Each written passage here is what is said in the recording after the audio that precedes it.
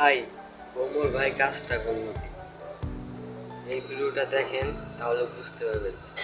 আর ওমর ভাইকে যারা সাপোর্ট করেন তারা অবশ্যই আমার ভিডিওতে একটা লাইক দিবেন।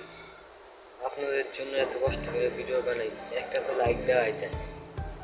তো গাইস, এই ভিডিওটা দেখেন।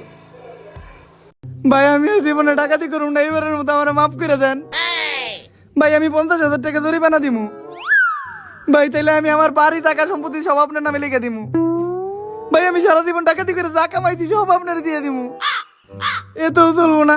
তাহলে ভাই আমি কি করবো এখন? নাচ।